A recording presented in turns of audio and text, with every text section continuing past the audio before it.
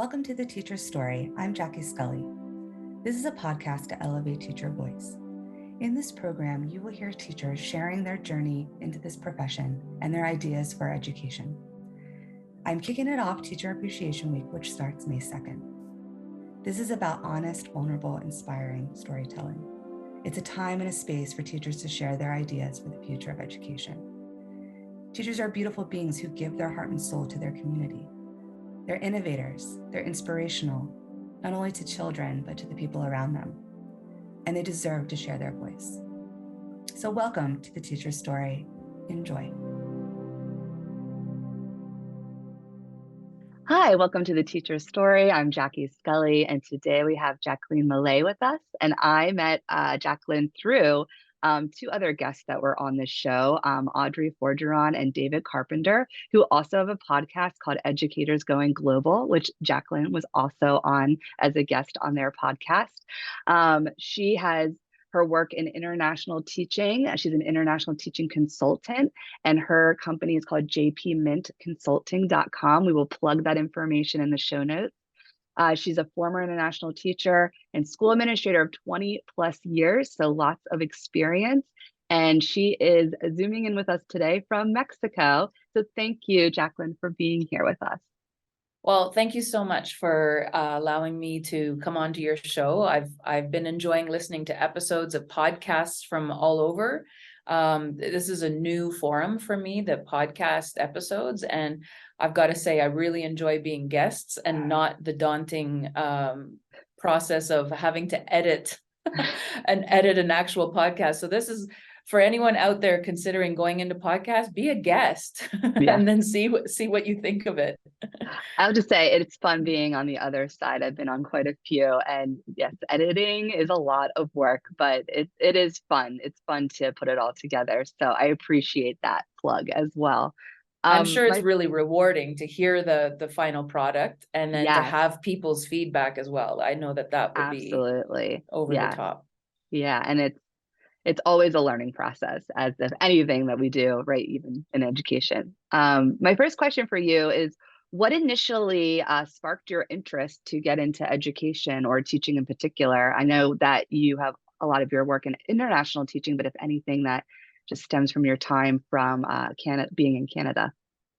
Yeah, well, I mean, I'm not sure. I think a lot of teachers will relate to this, lining up your teddy bears as a child and then playing teacher, having them do dictation and then taking out a red crayon and marking up their fictional papers and stuff. So I did that right from the get-go. I always felt an affinity to my teachers, a close relationship, almost that sympathy of, oh man, I wish I could help you more because this class is so tough. You know, I had some really great teachers that I felt so sympathetic for because they were dealing with, you know, not so nice grade 8 students. And I was a grade 8 student that was not an angel by any means. I had my share of spitball firing onto the blackboard. I remember in one grade 8 class, but you know, you feel that sympathy. And so I always felt an affinity to the profession and to the people that were my teachers.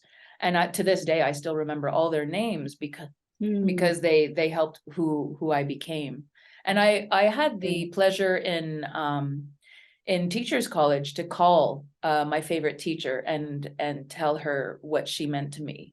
Oh, and I love that. Yeah, that was really heartwarming. And she just got blown away over the phone call, you know, this phone call out of the blue.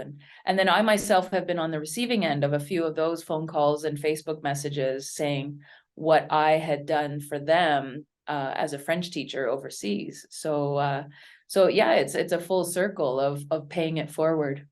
Yes, I love the paying it forward. I've talked about that often on this show. And I relate to you in two of the areas that you talked about. I did line up like my stuffed animals and had a chalkboard in my basement and played teacher. I was only child up until like 8 years old. So when I was really little, like my stuffed animals were, you know, my siblings, but they were also my students. But I had the same feeling towards this one particular teacher I had I'm not going to say her name because the kids would make fun of it.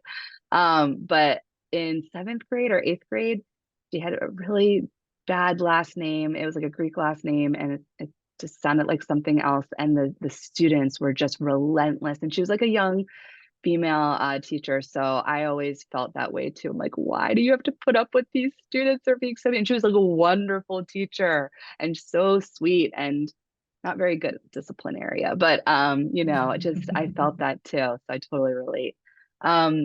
You can either share this in your time in Canada or your first early international teaching experiences, but maybe any stories or aha moments or challenges or something that comes to mind when you think of those early years of teaching. Oh yeah, I mean, when I first went overseas right out of teachers college, I literally was on the plane the day after I graduated because Wow. I got the job offer in Korea over the phone, and I just took a huge leap of faith, packed 2 suitcases, and got on a plane. And my parents were like, "Where are you going? Like, what's happening? You just were graduating yesterday." And so I took that leap of faith, went overseas to Korea to teach English. And as a licensed teacher, I was one of the few in my little school. It was a language school that operated after school hours, so for private lessons. Mhm. And I was one of the few that actually had a teaching license, but I didn't have any experience other than my practicum. So that's why I went overseas at first, was to get that experience before going into a daunting Canadian classroom with kids that were going to eat me alive. So I headed overseas and I taught there for 3 years, in Korea, but different schools, and thoroughly enjoyed it. I got bit by the travel bug. I got bit by the living overseas, the excitement of everyday life, you know, going to a grocery store and trying to figure out ingredients for a recipe and where am I going to find this thing? And so all of that really, really held on to me. And I started applying for international jobs. And they said, well, you're a French teacher, but you have no French teaching experience. Like, they would look at my CV and saw all ESL. And I said, but I'm French Canadian. Like, I can do this in my sleep. Yeah, but you need to go show us that you can do this. So that's when I came back to Canada.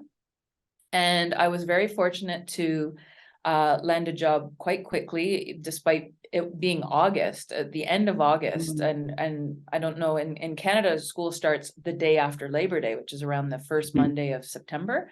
So this is the end of August, and I'm applying for teaching jobs, and I got one. I got a French teaching job, teaching junior kindergarten to grade 8 every second year, and then the other French teacher filled in the other years. So we worked in tandem. And it was a small rural school outside of my hometown, that I had actually never heard of before. Shout out to Arn Pryor out there.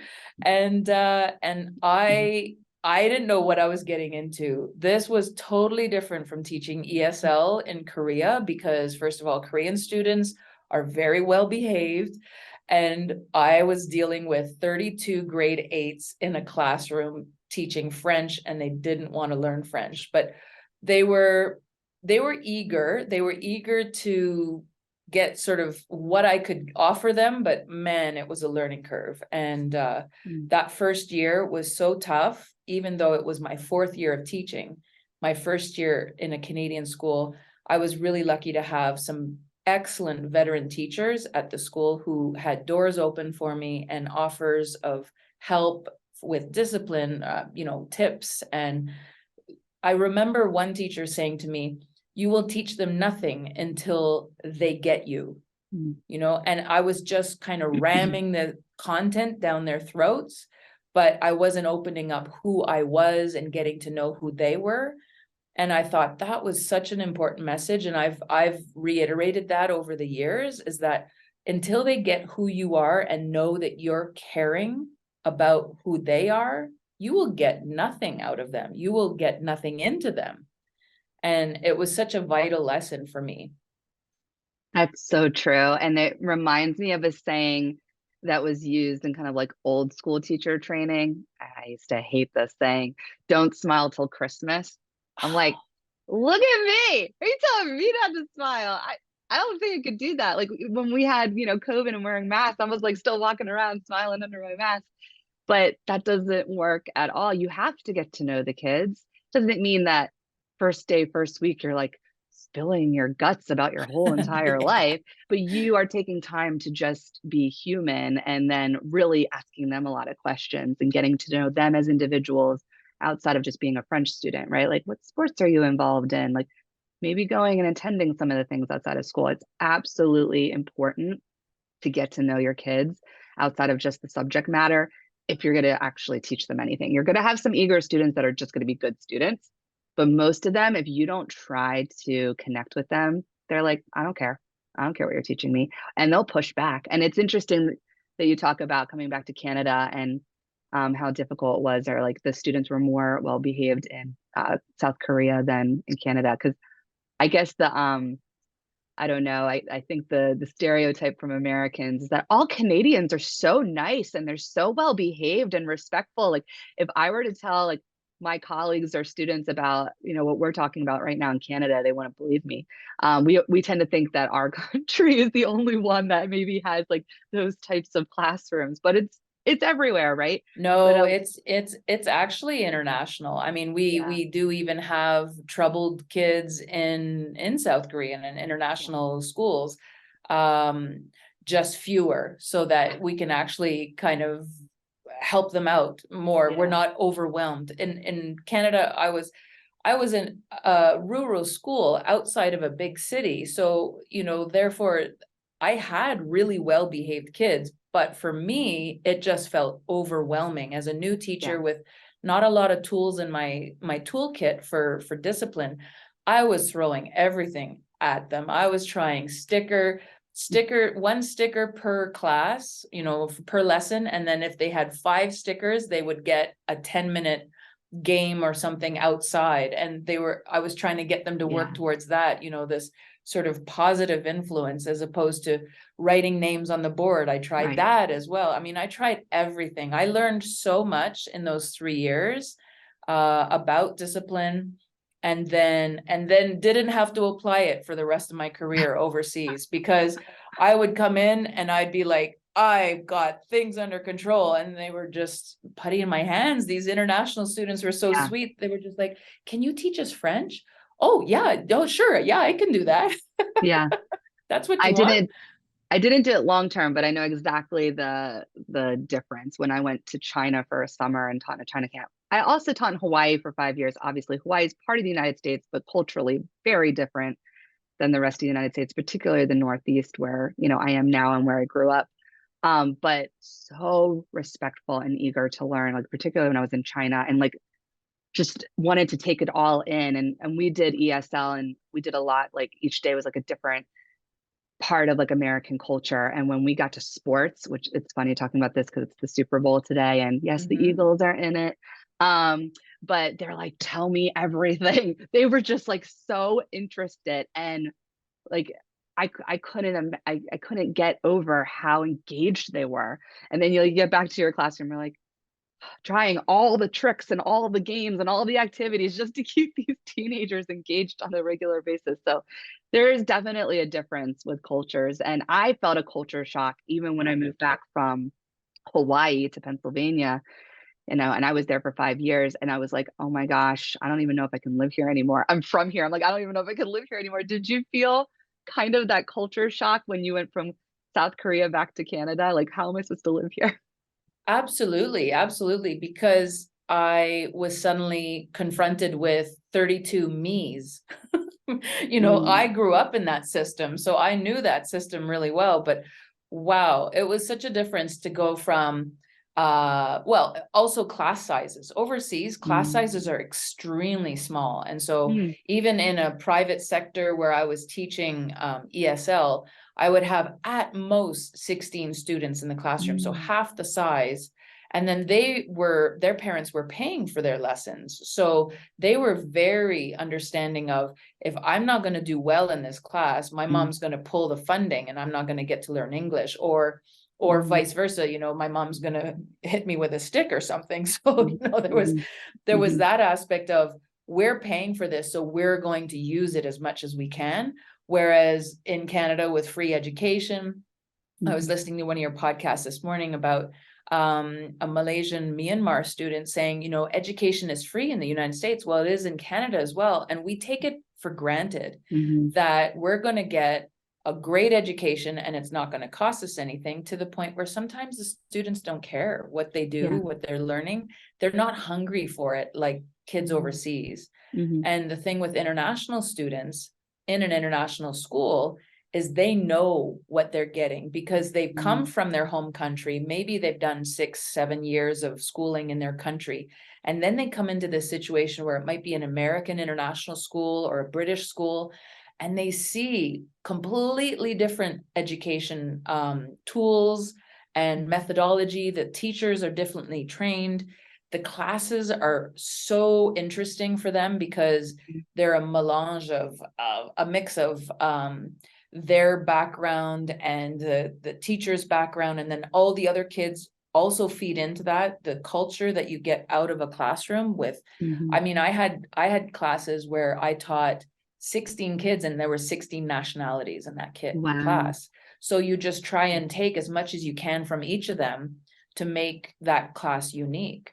Yeah, I know. I'm thinking back to that interview, and I do think we take advantage of, there's a lot of things we need to change in the education system, and at least like in our country, it's not equitable in public education. But for the most part, for it being free, compared to a lot of other countries, they are getting a lot of innovation, and the pedagogy and the teaching programs that we have in our country, like it's constantly getting revamped, and we're constantly using psychology and, different studies to like revamp our work and try new things, and not just necessarily have it kind of be lecture style, take a test, all of this. I know like in China, the students were so hungry for the way that we taught, and we had British teachers and American teachers and very similar teaching styles. But even with some of the American teachers, I think they enjoy, we did a lot of collaboration, a lot of discussion, a lot of like moving around the room activities and doing different kinds of hands-on learning. And a lot of those kind of students, again, depending on the country, they don't learn in that way. And then when they get it, they're like, this is so cool. So I think we take advantage of that in our countries, Canada and America, where students, I think if they went to some of those schools, they'd be like, I can't teach like this in like rows and just lecture. And then there's like, not that many activities. Yeah. I think, well, I was an exchange student myself at 16 years old, 15 years old. I went to Germany for 3 months, and I was able to see their system of schooling, and much shorter days and more dedicated academically, not a whole lot of social emotional awareness at all. It was very, very dry and academic classes, where the teacher is unquestioned. It's the teacher is the expert in the class, and you're going to learn from this expert as much as you can. And then I took an appreciation when I got back to Canada and Canadian high school. I took an appreciation for all those clubs we have after school, all those sports, everything extra that we don't even realize is extra because we don't know other systems. So if I'm always encouraging students, if they have the opportunity to head somewhere else. So if you're an American student, head overseas and see what life is like outside of your country, outside of your bubble, but also what school is like, and you'll have such a better appreciation for what you have. Yeah. So after your time in Canada, since you had that, the travel bug from Korea, what was the next step where you're like, I need to get back into international, teaching? How did you go about doing that? Or you can talk about maybe some of your other earlier experiences after that. Well, I was really fortunate to be about 3 hours drive away from an international teaching fair held at Queen's University. I think Audrey mentioned it as well. A lot of Canadian teachers know about the Queen's Teaching Overseas Recruitment Fair, TORF, held at one of our best universities actually in Canada, but it was 3 hours away. So I had nothing to lose. I also had people to stay with a half an hour away in Belleville. So I drove in and signed up and immediately got requests for interviews right away. With my 3 years of experience in Korea and my 3 years of teaching experience in Canada, I was actually quite veteran for a lot of these international schools. So I was immediately getting offers of interviews. I interviewed with Singapore, I interviewed with Istanbul, and I interviewed with Russia. And I was super excited about Russia because I've always loved the Russian culture, and I've always wanted to sort of see where Catherine the Great came from, because she was one of my first idols. And unfortunately, that didn't pan out, but the other two did offer me jobs, and I had to choose when I had to look at the pros and cons of both places, Singapore and Istanbul, Turkey. I thought, I just came back from Korea. I just came back from Asia, and I want something new and different and exciting. And so I chose Istanbul. And thank goodness I did, because I stayed 8 years. I absolutely loved Istanbul. And to this day, I mean, you might see in the background, these are my Turkish carpets. They're like my babies. So to this day, the Turkish culture is part of who I am, because I lived there for so long, and I took Turkish lessons before I moved overseas. I had this time, unlike Korea, I had 6 months knowing that I was moving to Istanbul. So I started to take Turkish lessons right away so that I could hit the ground running, so to speak. And absolutely loved my time there, and would probably not have left except for the fact that I didn't want to immigrate to Turkey. That wasn't going to be my permanent home. And that's the challenge we have as international teachers, is when do we move on? When is it time to go and find something new? And it usually speaks to us either professionally, we want a new challenge, or it speaks to us because of the country we live in. Maybe it's also becomes dangerous, like some countries with war or earthquakes and things like that. So, or personal danger, like crime rises. So then that's when teachers can start looking for other places. But it's always a challenge. When is it time to transition and move on? And just thinking about Turkey, and you mentioned earthquakes, what's going on right now, I am just so sad to see just the casualty count and everything that's happened to Turkey and Syria right now. And I'm sure when you're an international teacher, I've had other teachers on the show that are also international teachers, when they live in a place and spend time there, you were there for 8 years, a piece of you is always with that country. And so when you see something in the news, like, I'm sure it hits you a lot more. I mean, it's devastating to all humans, but when you're actually there and you have a relationship with the country, it can hit home a lot more seeing that. So I don't know, like, the places you've been at and you seeing it in the news, like, does something come up for you, or do you still have connections like with people who live in Turkey? Oh yeah, or absolutely. Yeah, absolutely. I still have a lot of friends in Turkey, and for me, what I noticed and what I see through my news feed and through the news, is the hope. There's the support. Canada, for example, the Red Cross is matching. The Canadian government is matching every dollar that's going into Canada Red Cross for the Turkish, for the Turkish support. Or the other day, UNICEF. You just start to see. You actually see the helping hands. I see the helping hands more than anything, and I think that's a way to kind of hold on to that hope that things will get better, and things will, but yeah, absolutely tragic to the people in Turkey and Syria, as well as those affected by it just outside of that, the epicenter. But I've always had an affinity for geography and for countries, but more so now because of my travels, that this last World Cup was really tough for me, because I was cheering for every darn country. I had visited pretty much all the countries that were playing, and I was like, but I really like this country, but I really want to support my country. And it was tough because Canada was in it for the first time in 32 years. So of course I was Canadian first, but I was glad when Canada and Mexico didn't have to play each other, because I would have really had a hard time figuring out which t-shirt to wear.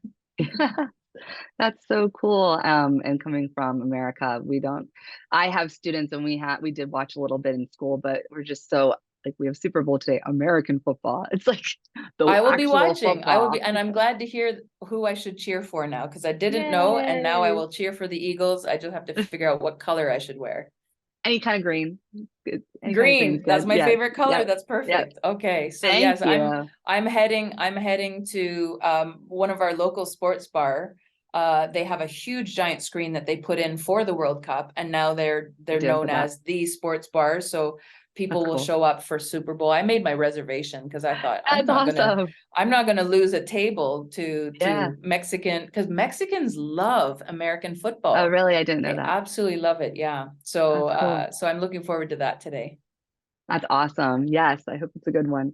So my next part that I always get into is the pandemic. And I know you've taught in a bunch of different countries in your time as an international teacher. What were you doing, or were you starting your business or in your business during the pandemic, or how has the pandemic maybe shaped the work that you're doing, or any, again, stories, aha moments, challenges you like to talk about during the time that we're in? Yeah, well, I mean, I say I'm in Mexico because of the pandemic. Mm. Because what happened was, at the time the pandemic was going worldwide, I was in China. And so Wow. China had effectively closed its borders. And so we were COVID free. It kind of left China and went to Italy, to Iran. You know, we saw all those like bump ups in those countries, in Spain.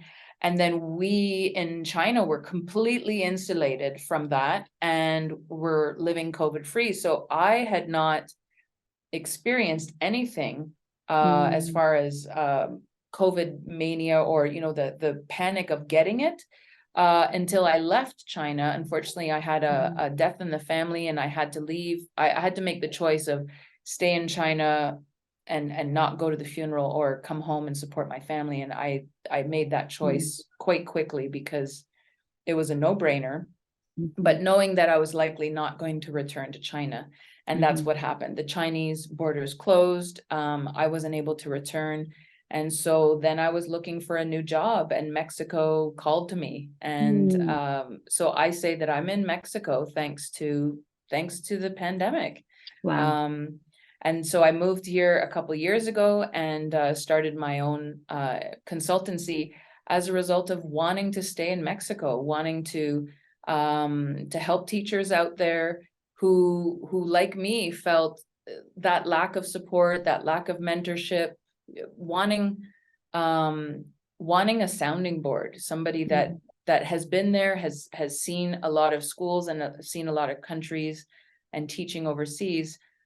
How do you get into this? Or how do you know what's a good school? How do you know what's a good fit for you? And so that's when I thought, there's a call for that. There's a need for that out there. I've certainly felt it in my 20 years. I wish I had somebody like me who I could just reach out to in an email and say, hey, can you tell me what you know about this school? Or can you tell me what you think of this contract, or this particular job package, you know, because they're just so different. And there's no union. I don't know how strong the unions are where you are, Jackie, but I came from a very strong union in Ontario. It's like one of the richest teacher unions in the world. Now my pension plan is going to be nothing, because I taught there for 3 years, but that union is so strong, and protects the teachers to the point where it's very hard to leave the profession once you get in, because it's so good and it's so supportive. But we don't have anything like that internationally. We don't have anyone looking out for us. And so, not that that's my role, but that's part of it. I want my clients and my teacher, you know, friends to feel like they've got somebody to turn to if they have questions or doubts, and they need that extra support. Yeah, that's really important. I didn't think about that with international teachers and unions. I'm in a private school, so I'm not unionized, but some of the bigger state education, like public education systems, have pretty big unions. Like when I was in Hawaii, it's a whole state program. It's not just like when I got hired, the state of Hawaii like hired me. So that union's pretty big. And even coming from Pennsylvania, so same kind of thing that you see in Canada. But so you're kind of like this liaison, right? You're the person in the middle of like, I want to help protect you and make the best choices, because not all schools, everyone probably sees, I'm going to teach in another country. This is all exciting. It's going to be wonderful. And there's a lot of benefits and perks, but you don't know each school administration, right? The types of parents and culture and all of that. So you can like figure all that out and then give that information to your clients and have them have a sense of security going into what they choose to do. I think that's great. So that's what you've been working on since the pandemic time. Yeah, I've been enjoying getting to know clients from all over the world. Presently have Australian, British, American, Canadian, and then non-English speaking countries as well. Brazil, Malaysia. I recently signed with a Bulgarian teacher I'm super excited to be working with. So these teachers actually are all veteran international teachers. I was really surprised. I thought I would be more approached by new teachers, but I suppose also word has to get out. So the veteran teachers have been coming to me saying, I think my CV just needs a little bit of something. And then they come and reach out to me for advice on schools, and I definitely steer them out of the harm's way. If they're sending me names of schools that I know about, that I would not recommend for anyone, I'm definitely steering them away from those schools, because I want the best for them. I always say your success is my success, so I want the best for you. Yeah, that's wonderful. Definitely would be a great support to have. And I agree with you, going through so many different schools and areas that, and this kind of goes into maybe our last part of talking about what we could fix in education. And, you can bring in some of your experience with what you've seen internationally versus like teaching in Canada and things that can be maybe, hopefully implemented in your home country to make it better. I know that when I meet with international teachers, I'm like, yeah, we need to be doing these things in America. Like, these are things we have to take on. But one of the main areas we talked about is mentorship, right? And really supporting new teachers. And I've been in schools that you had a pseudo mentor, like this veteran teacher kind of came to you, like your situation.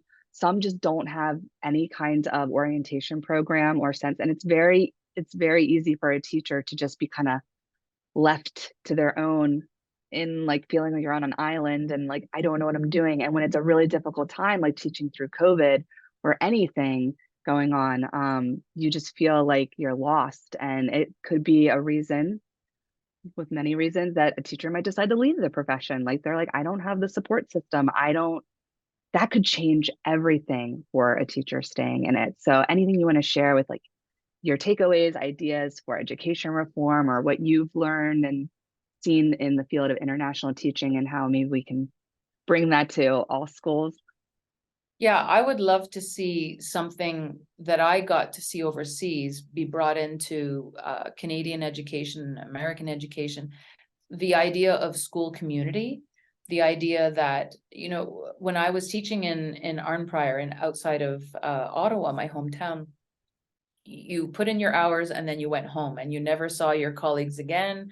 Very rarely would you have dinner with them or see them on the weekends. And it was that 9 to 5 job, although those weren't the hours, but that was kind of the feeling. You were putting in your hours and then you were going home to your own life. Whereas when you're overseas, your colleagues become your adopted family. They become your social network. They become the people you see on the weekends. You might have a friend that you go camping with, and then you have another friend that you do early morning workouts with. You have another, and they're all teachers at your school. And I think that's what was missing for me. When I went from Korea to Canada, I lost that. And I was in a new town. I had no friends. I knew nobody. And no one took me up under their wing and said, hey, come over for dinner and we'll have a chat about, who you are and who I am and everything. And so I was left to my own devices of trying to build that community from scratch, reaching out to the local theater group, reaching out to the badminton club. But I was that person that was the go-getter. Now imagine someone that's an introvert and is thrown into that situation. It's really tough. And that's something I would like to see schools adopt in North America, is that idea of school community where parents, teachers, students were all working together for the better of student learning, at the same time as supporting each other. If you're new to the school, if you're new to the town, here's what you can find, the great pizza. Here's the best place to work out in the mornings because it's clean and it's fresh or something. So that idea of school community is huge for me. And I wish I wish I saw that more back home. Yeah. It's so funny how you can be abroad and in a completely different country with such a different culture and feel more connected to people than coming back to your home country. I've definitely felt that before when coming back from Hawaii and China. And it is that extra lift of, we want to do something to connect with people in the community and not just go home. Yeah, everyone has their home life and has responsibilities. Not everyone has to opt into community events, but to offer it, and especially I think for new teachers, and not even just new to the profession, just new to your school, to say, hey, we have a faculty dinner we're doing this Friday night. It could be held at the school, or maybe we'll rotate and go to different colleagues' houses, like maybe have like home family groups. Like a dinner club. Like a dinner club. We started instituting something before COVID when we had a new head of school, and then it fell off through COVID. And we started it again this year called Hungry for Learning. I love it. And so our whole school, we have a subscription to the Independent Schools magazine because we're an independent school, and it's a quarterly magazine. So we'll get one in fall, winter, spring. And so what you do is you build a little home-based group. There's usually like 5 or 6 of us based on kind of like living near each other, and different faculty will say, I'll do dinner at my house, or maybe we'll go to happy hour, or we're going to do a trivia night actually in May coming up. And it's centered around talking about an article from the magazine that pulls you in. And we do a little bit of talking about the article from the magazine, but really it's about it's getting colleagues to come together and spend time with each other.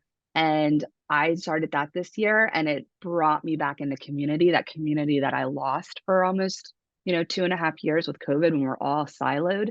That one little thing that our head of school implemented could change the whole way that you are tied to a school and the way that you feel like part of something. That sense of belonging that really is like the new initiative of DEI. Now it's like DEIB, but to be truly feeling like belonging, like you have to have community, outreach and programs to connect people, because you can't just, it's not a job where you just go and do your job and you go home. It's not that kind of profession. No. You are literally having a human experience with your colleagues and your students and the families. I'd love to see faculty and staff connect more with families, like have events where we're connecting outside of school, even if it's just held on campus, like a picnic, right? Or like a craft fair or something.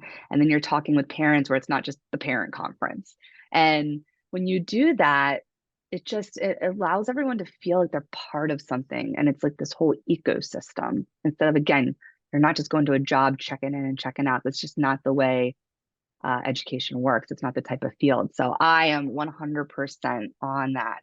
I think that's a great aspect of when I say education reform. This actually has not been brought up on this show, the sense of community, because we don't think about it as because like, a lot of these policy. teachers are parents themselves. They Yeah. have their children in the international school system. And so they see both sides. They see being a staff member, but they also see being a parent.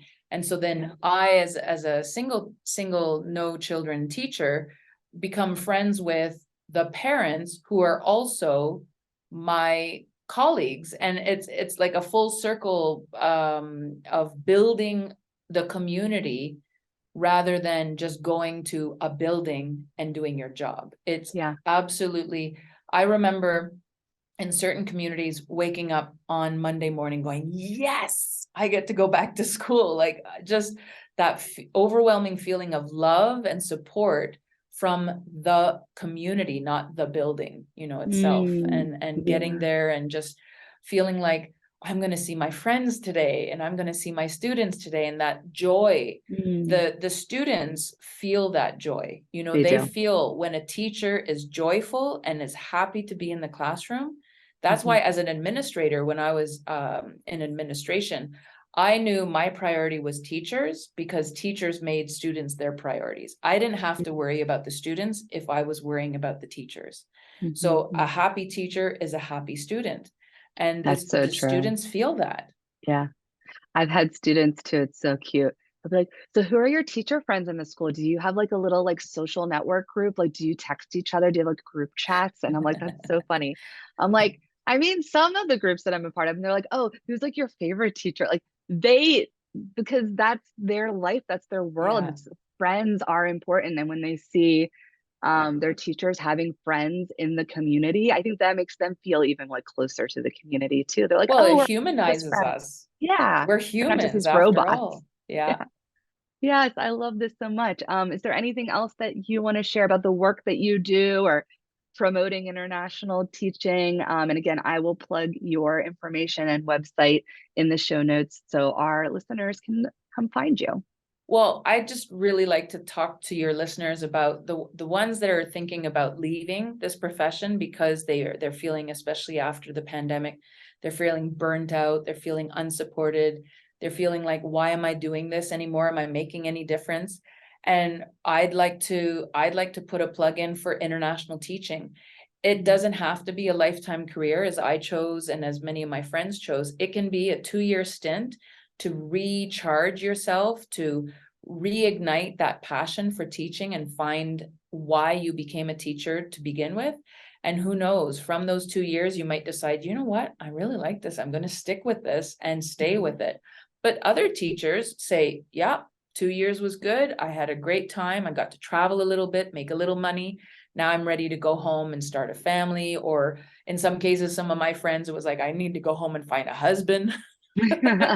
So, it's never something that it's black and white. Like you absolutely need to go overseas and stay overseas. And it's not one of those where you're going to just do 2 years and definitely go back. You never know what's going to happen.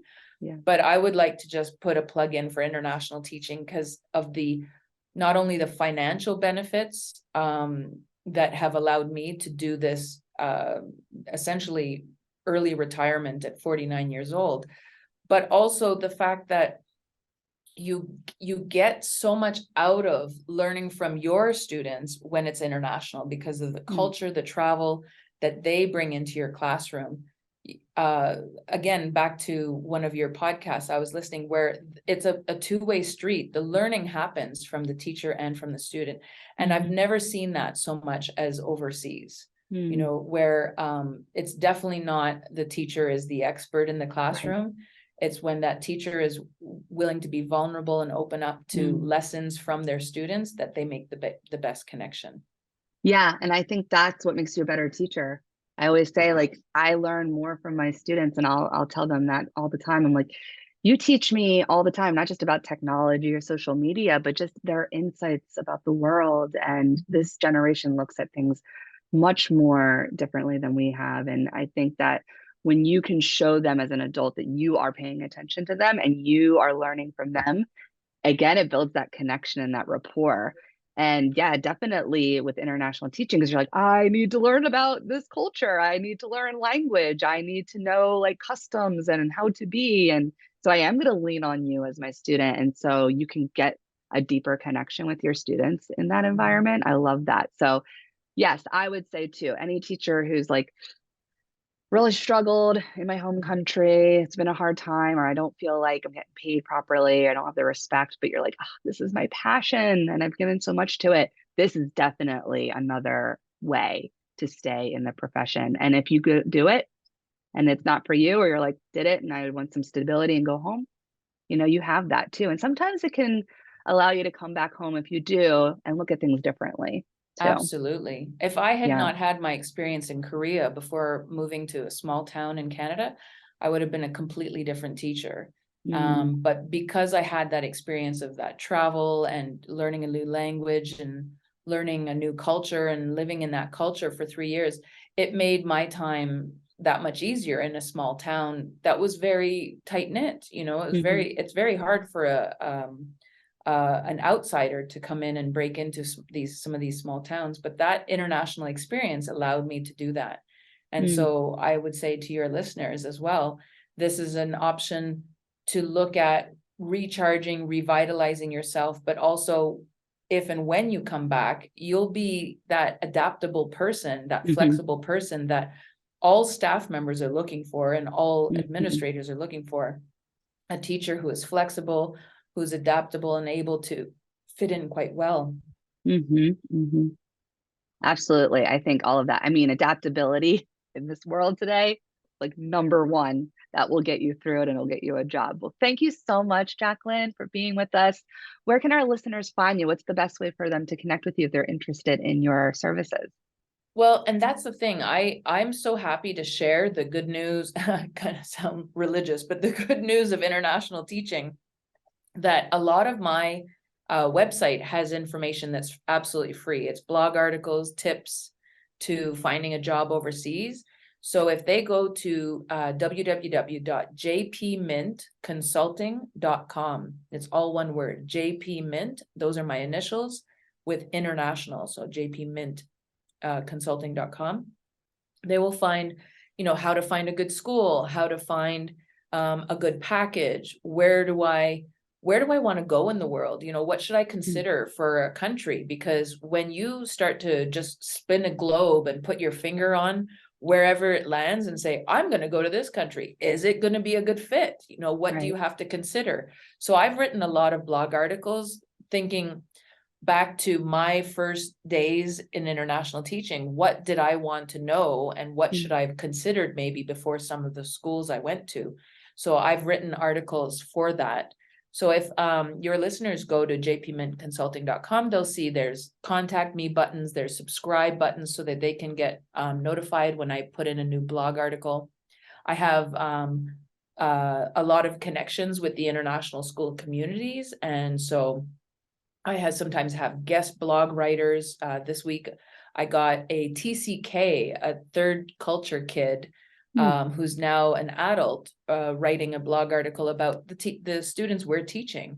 Essentially, the students we're teaching are not from the States or Canada, but they're also not from the Middle East or Asia or where we're teaching them. They kind of make their own culture. So that's why we call them a third culture kid.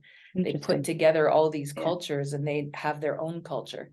And so she's transitioned from being a TCK to a TCA, an adult, a third culture adult. And so I post blog articles like that to just inform my readers and get them knowing a little bit more about the international world. Thank you so much. So if you're interested in international teaching or just want to kind of learn a little bit more about it, I will have Jacqueline's website in the show notes. You can click right on that and find out more information. Thank you so much for coming on the show today. I really enjoyed this conversation. I'm also someone who's always been into geography and travel, and I have the travel bug as well. So this is always an exciting conversation for me to have an international teacher on too. So thank you so much. Well, I want to thank you for inviting me on, and I want to say, go Eagles. Now I know. Go Eagles. Go Eagles. Yay. Have fun watching the Super Bowl today. And I am just, again, so blessed to have you on. Thank you so much. Thank you, Jackie.